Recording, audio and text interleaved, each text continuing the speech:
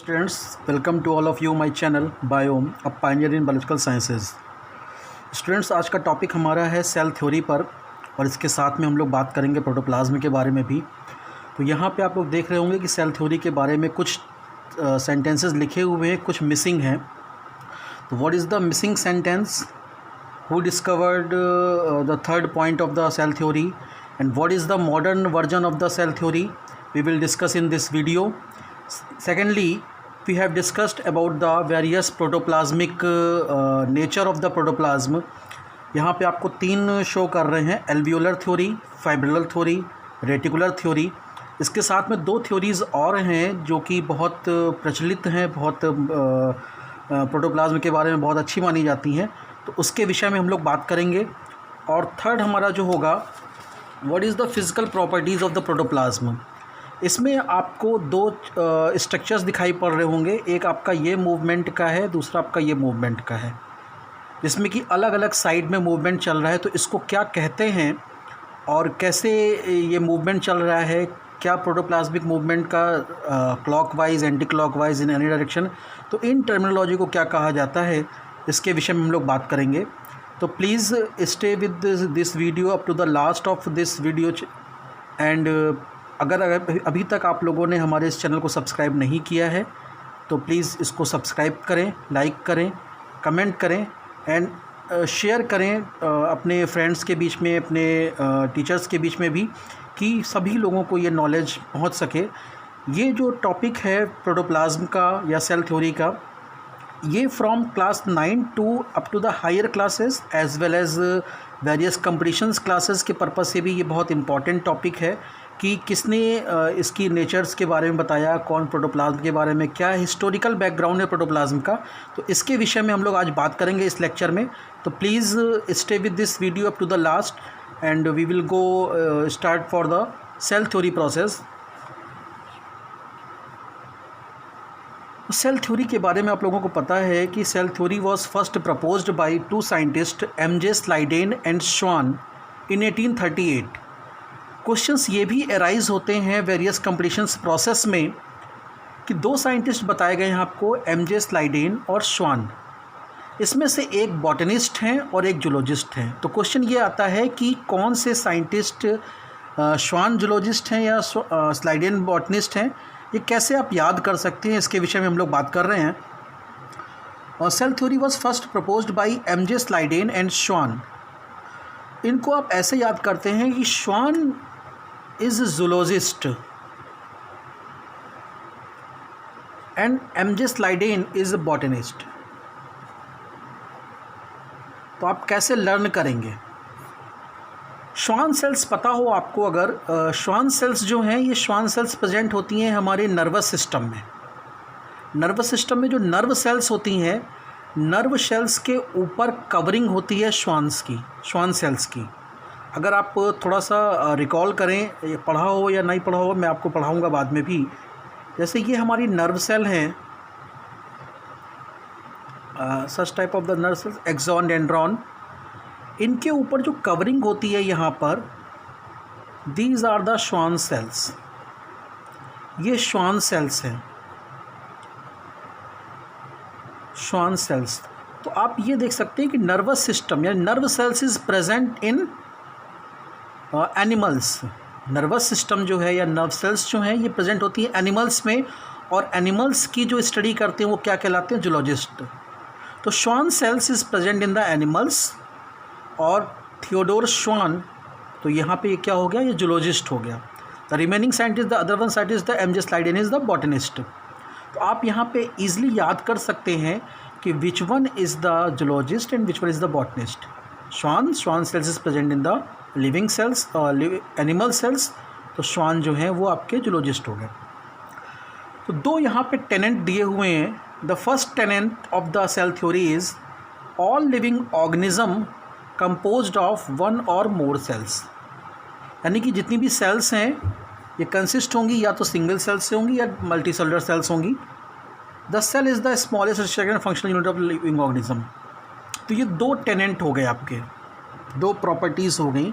The one is all living cells composed of, living organism composed of one or more cells, and second is the cell is the smallest structure and functional unit of the cell. तीसरा point और जोड़ा Robert Virchow ने। In 1855 Robert Virchow added the one thing in cell theory that is on the basis of their study. उन्होंने बताया omnis सेलुली ए सेलुला, ये term दिया था Robert Virchow ने। It means according to this omnis celluli a cellula, that means new cells arise from pre-existing cells। ये third point जो है ये इसमें ऐड हो गया कि new sales arise from the pre existing sales. कोई भी सेल है वो पहले से कोई सेल प्रेजेंट होगी उसी से फॉर्म होनी है। तो ये सेल थ्योरी के बेसिकली 3 पॉइंट्स हो गए आपके पास में। First, all living organism composed of one or more cells, the cell is the smallest structure and functional unit of the cells, and the third one is new cell arise from the pre existing cells. Now what is the modern version of cell theory, इसके बारे में बात कर रहे हैं। तो please आप लोग इस चैनल को सब्सक्राइब करें, क्योंकि यहाँ पर बहुत सारे आपको एक ऐसे टॉपिक्स मिलेंगी जो बहुत रेयर बुक्स में होंगी। तो हम लोग बात करते हैं modern version of cell theory की। फर्स्ट पॉइंट आपको पता है, energy flows occurs to in the cell. एक सेल के अंदर, सपोज दैट ये सेल है, इस सेल के अंदर एनर्जी फॉर्म हो रही है और मूव करती रहती है। एटीपी टू एडीपी इनके अंदर फॉर्मेशन करता है। That means ADP convert into ATP and ATP further break into ADP and the AMP process. तो energy flows in the cell. Second is hereditary information. Hereditary information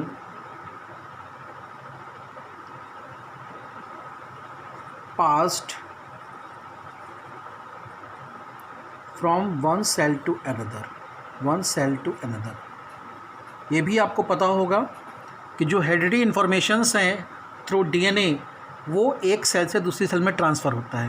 तो is the second point of the modern version of the cell theory, that is hereditary information passed from one cell to another cell. Next is all cells have the same basic chemical compositions. जो basic composition होता है सभी cells का, inorganic materials, organic materials, proteins, carbohydrate, DNA, genetic materials, ये सभी cells का almost basic जो structure है वो सेम होगा। तो ये आपके 3 पॉइंट्स हो गए जो कि डिस्क्राइब करते हैं modern version of cell theory को। तो what is cell theory and what is the modern version of cell theory. One point is here, that is this cell theory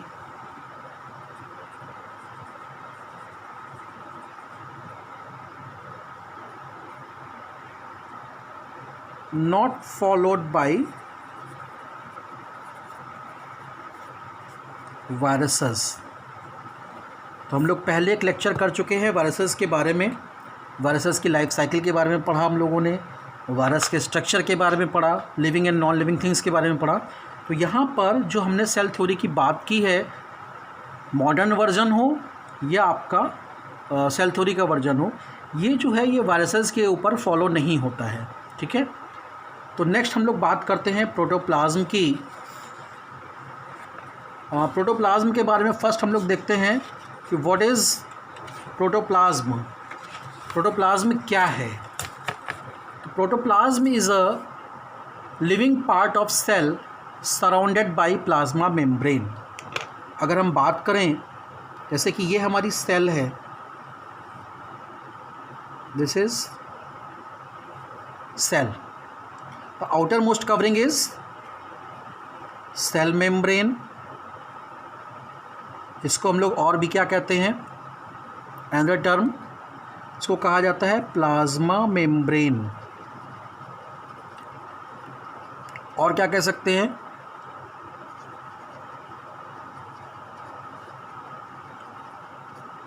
plasma lemma. तो cell membrane कहिए या outer boundary of cell, ठीक है। तो outer boundary of cell कहिए या cell membrane कहिए या प्लाज्मा मेम्ब्रेन कहिए या प्लाज्मा लेमा कहिए, these all are the same, is the outermost covering of the cell. Next is what is the material which is present inside the cell. जो भी यहाँ कुछ present है, all the materials either of the inorganic materials or the organic materials or the various carbohydrate, protein, fat, different cell organelles, all are the materials or the matrix or the mixture of small molecule and the large molecules, they all are present in this structure, is called protoplasm. तो all the living cells have the protoplasm. हम लोगों ने बात की थी in previous lectures, description में आपको इनके टॉपिक्स मिल जाएंगे, लिविंग और नॉन लिविंग थिंग्स के बारे में बात की थी। तो protoplasm is the basic structure of the living cell. If the हम बात करते हैं कि अगर कोई सेल लिविंग है, इट मीन्स वहाँ पे प्रोटोप्लाज्म प्रेजेंट होगा। Now one thing is here, protoplasm में we can divide into two part, इसको हम दो पार्ट में डिवाइड कर सकते हैं, ठीक है। One is called cytoplasm and other one is called nucleoplasm. कैसे, आपको पता होगा, अगर हम बात करते हैं यूकैरियोटिक सेल्स की, तो हमने बात की हुई थी कि न्यूक्लियस प्रेजेंट होता है, ट्रू न्यूक्लियस प्रेजेंट होता है। This is the nucleus. The content which is present inside this is chromatin network and various other nucleolus substance.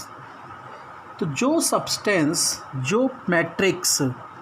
Matrix इसके अंदर होगा, this is called nucleoplasm, या we can say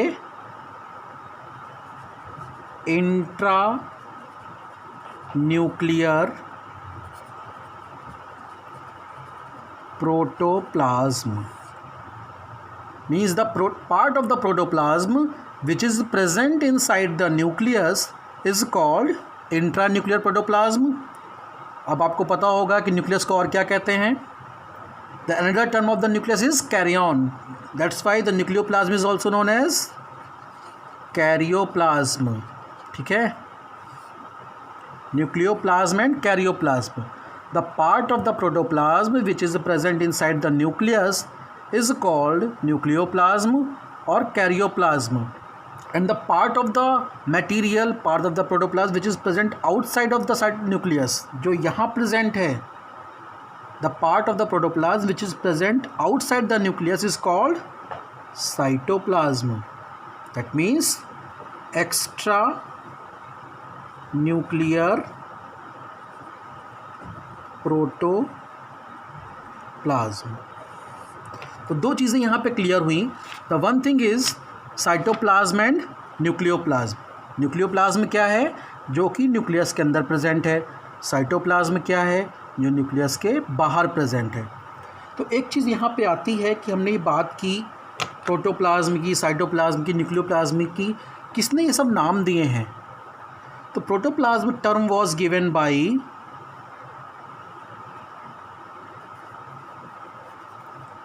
Purkinje. Purkinje, the scientist, coined the term protoplasm. Protoplasm नाम दिया है इन्होंने, Purkinje ने। Cytoplasm term was given by scientist Kolliker. Term given by Kolliker ने साइटोप्लाज्म का नाम दिया। तो अब न्यूक्लियोप्लाज्म किसने बोला, तो nucleoplasm term was given by scientist Benden ने नाम दिया न्यूक्लियोप्लाज्म का।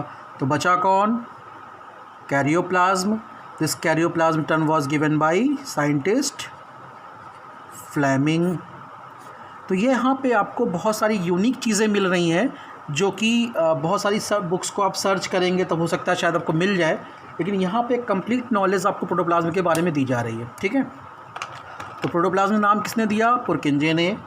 Term given by cytoplasm Kolliker, term given by nucleoplasm Benden, term given by karyoplasm Flemming. एक चीज़ यहाँ पे और आती है, प्रोटोप्लाज्म को हम एक नाम से और जानते हैं। प्रोटोप्लाज्म को कहा जाता है सारकोड, यानी कि प्रोटोप्लाज्म को ही हम सारकोड भी कहते हैं। Both are the same thing. तो who given the term sarcode? Sarcode term given by Dujardin. ये सब आपके कॉम्पिटिटिव एग्ज़ाम्स के लिए बहुत इम्पॉर्टेंट साइंटिफिक नेम्स हैं, टर्मिनोलॉजी है जो आपको पता होनी चाहिए। तो हम प्रोटोप्लाज्म के बारे में पूरा पढ़ रहे हैं। अब एक क्वेश्चंस और बनता है प्रोटोप्लाज्म के बारे में जो आपका बहुत सारे कॉम्पिटिटिव एग्ज़ाम्स में आता है, तो मैं यहाँ पे बताना चाह रहा हूँ आपको।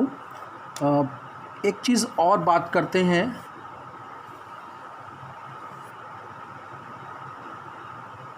हैं, physical basis of life. Physical basis of life. किसने ये कहा कि protoplasm is the physical basis of life? Means किसी भी लाइफ की जो फिज़िकल नीड है वो क्या है? प्रोटोप्लाज्म है। तो who discovered it? The term was given by T Huxley. इन्होंने ये बोला था कि जो प्रोटोप्लाज्म है वो फिज़िकल बेसिस ऑफ लाइफ है, बिना इसके लाइफ संभव ही नहीं है। तो हम लोग ने दो टॉपिक कवर किए अभी। The one is cell theory, और is the modern cell theory, modern version of cell theory. Next is the protoplasm. अब हम लोग बात करेंगे नेचर ऑफ प्रोटोप्लाज्म की, कि प्रोटोप्लाज्म का नेचर क्या है। जैसे हम लोगों ने स्टार्टिंग में आपको बोला था, प्रोटोप्लाज्म का जो नेचर है उसको अलग अलग साइंटिस्ट ने अलग अलग टर्म से डिफ़ाइन किया। किसका केमिकल कंपोजिशन कैसा है, इसमें जो भी मटेरियल्स प्रेजेंट हैं, कार्बोहाइड्रेट, प्रोटीन, फैट या मैक्रोमोलिक्यूल्स, माइक्रोमोलिक्यूल्स, उनका अरेंजमेंट कैसा है, उसके विषय में वेरियस थ्योरीज प्रपोज्ड की गई। The first theory of the protoplasm regarding the nature of the protoplasm is given by scientist बुश्चली।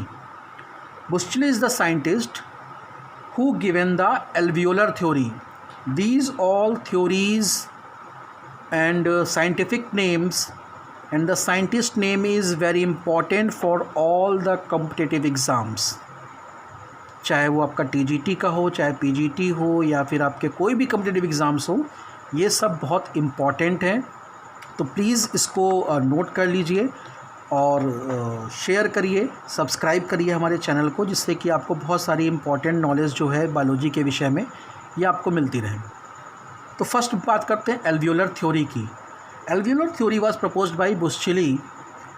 According to this theory, the materials which is present inside the protoplasm, either of the small molecules, macromolecules, carbohydrate, protein, fat, lipid, all are the materials are present in the form of small droplets. These droplets are present. So according to this, small droplets are present inside the matrix, which is consist of any of the macromolecules or the micromolecules. Next is the fibrillar theory. According to this theory, which is proposed by the Fleming, जितनी भी यहाँ पे macromolecules पाए जा रहे हैं, they all are present in the form of small fibrils. That's what is called the fibrillar theory. ये fibrils के फॉर्म में प्रेजेंट है। Second is the reticular theory. Reticulum means आपको पता है कि एक नेट लाइक स्ट्रक्चर, नेट की तरह प्रेजेंट होता है। Net is not related with the internet, I am asking about the net, जाल, ट्रैप के लिए जो होता है। तो यहाँ पर जो प्रेजेंट है, this the net like structure, network we can say. तो network of the various macromolecules which is proposed by the Klein and Kome. These are the scientist who discovered the various theories of the protoplasm: alveolar theory, fibrillar theory, reticular theory, और 2 theories और हैं इसके विषय में, तो हम लोग अभी आगे पढ़ने जा रहे हैं। तो प्लीज़ इस चैनल को कंटिन्यूअस तक देखते रहिए कि इसके बाद कौन सी थ्योरीज़ आ रही हैं आपके लिए। तो इनको आप लर्न करना मस्ट है किसी भी एग्ज़ाम्स के पर्पज़ से। The next theory is missing,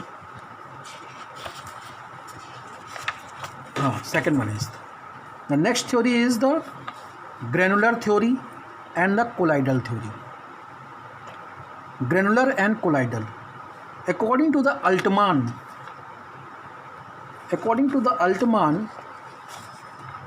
protoplasm is consist of various granules like structure. It means जितने भी यहाँ पे हम बात कर रहे थे अभी ऑर्गेनिक इनऑर्गेनिक कंपाउंड्स की, वो सब कैसे प्रेजेंट होंगे? इन the form of minute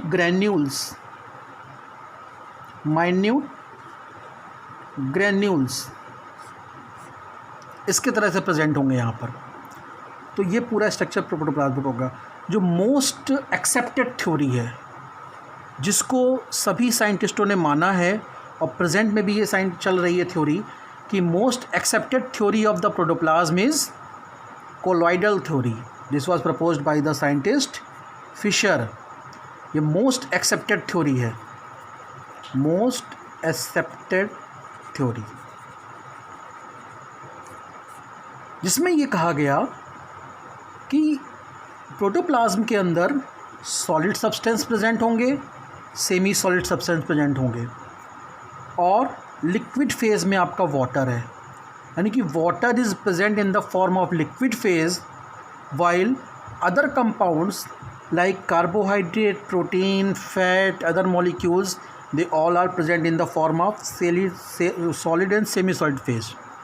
This is the structure of the protoplasm, which is most accepted, that carbohydrate, protein, fat, other molecules, macromolecules, they all are present and suspended or dispersed in the form of solid and semi-solid in the liquid phase of the colloidal.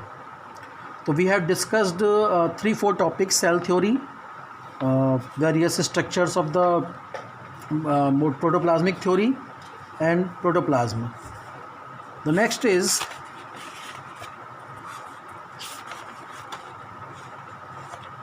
हम लोग बात कर चुके हैं बहुत सारे topics की। अब आपका एक जो लास्ट बचता है उसके बारे में बात कर लें कि इसकी फ़िज़िकल प्रॉपर्टीज़ कैसे होती है इसकी, जो हमने स्टार्टिंग में आपको डिस्कस किया था। Physical properties of the protoplasm. Physical properties of the protoplasm is 1, 2, 3, 4. Cohesiveness means आपको पता है कि प्रोटोप्लाज्म के अंदर बहुत सारे कार्बोहाइड्रेट, प्रोटीन, फैट्स और मॉलिक्यूल्स प्रेजेंट हैं।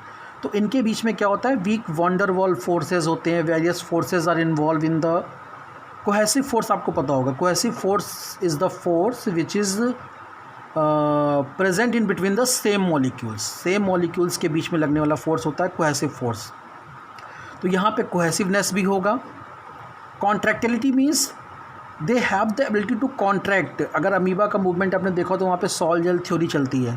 तो सॉल जेल थ्योरी में sol is convert into gel, gel in convert into salt when the amoeba moves to in forward direction और द बैकवर्ड डायरेक्शन। तो sol gel conversion theory follow होती है उसमें। It means they have protoplasm have the ability to contract themself. Viscosity and surface tension. Viscosity means according to this, discovered by the Brownian movement by the Robert Brown, it shows that when a light passes through the protoplasmic nature, किसी भी cell के ऊपर, protoplasm के ऊपर अगर हम light को डालते हैं इसके ऊपर, तो यहाँ पे जो मॉलिक्यूल्स होते हैं, चाहे वो कोई भी मॉलिक्यूल्स हो, कार्बोहाइड्रेट का मॉलिक्यूल हो या प्रोटीन का मॉलिक्यूल हो, वो क्या करता है? जिगजैग मूवमेंट करता है। आपने देखा होगा अगर अंधेरे कमरे में कहीं से लाइट अगर पड़ रही है तो उस लाइट की डायरेक्शन में जो भी पार्टिकल्स मिलते हैं हमको, वो क्या होते हैं? वो मूव करते रहते हैं। That is called the Brownian movement, zigzag movement or the Brownian movement. Similarly, in the case of the protoplasm, when the light is fall on the protoplasmic material, molecules of the protoplasm moves in zigzag manner. That is called zigzag movement. So such movement is called the Brownian movement. बात करते हैं इसकी, the most important thing, when the protoplasm moves in the one direction, continuous देखिए movement ऐसे ही चल रहा है, चाहे वो इनर मटेरियल हो चाहे ये हो। तो जब इस तरह का मूवमेंट होता है कि एक ही डायरेक्शन में प्रोटोप्लाज्म मूव करता है, इसको हम कहते हैं साइक्लोसिस। ये बहुत एग्जाम्स में पूछा जाता है। The movement of the protoplasm in the one direction is called cyclosis. When the movement of the protoplasm in all the direction, right left up down, कभी सभी डायरेक्शंस में हो रहा है, इसको क्या कहेंगे? सर्कुलेशन। तो what is circulation? The movement of the material or the matrix in all the directions of the cell is called circulation. The movement of the material or the protoplasm in the only the one in direction, either in the clockwise or the anti-clockwise, it is called cyclosis. ठीक है। Now the chemical properties of the material. The chemical properties means protoplasm के अंदर 95% water present होगा, which is present in the free stage और as well as in the combined stage with different molecules and the carbohydrate and other molecules combined with the water molecules, and the 5% is organic and inorganic compound. तो major composition of the cell is water. अब अगर हम inorganic organic compounds की बात करें तो इनमें सबसे अधिक मात्रा में, in the large quantity, we can से the various number, CHON, cone से आप याद कर सकते हैं, CHON carbon, hydrogen, oxygen, nitrogen. यानी कि मेजर कंपोजिशन जो आपका सेल का है, जो प्रोटोप्लाज्म का है, उसमें क्या है? CHON, carbon, hydrogen, oxygen, nitrogen, and other molecules, other atoms, sulphur, phosphorus, potassium, iron, manganese. तो ये सब किस में आते हैं आपके? ये सब चले जाएंगे प्रोटीन में या अदर मॉलिक्यूल्स में। तो 1% जो है वो ये प्रेजेंट होंगे, and the 99% of the minerals, it is CHON, 95% water, 5% in organic compounds में। तो it is about all the physical properties and nature of the protoplasm. तो यहाँ पे मैंने कोशिश की है कि आप लोगों को बहुत सारा नॉलेज दिया जाए सेल थ्योरी के बारे में, प्रॉपर्टीज़ प्रोटोप्लाज्म के बारे में, physical properties, chemical properties, what is the nature of the protoplasm, is the complete bunch of the cell theory in the protoplasm, जिसमें बहुत सारे क्वेश्चंस आपके बनते हैं नीट के लिए, वेरियस डिफरेंट कॉम्पिटिटिव एग्ज़ाम्स के लिए। तो if you like this topic, please comment in the comment section. जो हमने वेरियस डिस्क्रिप्शंस की बात की, चाहे वो वायरस की हो, लिविंग नॉन लिविंग थिंग्स की हो, ये आपको डिस्क्रिप्शन में मिल जाएगा, आप वहाँ से इसको देख सकते हैं।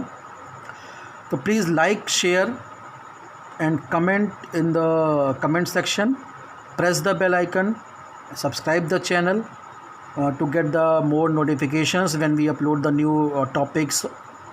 So please, thank you very much. Thank you.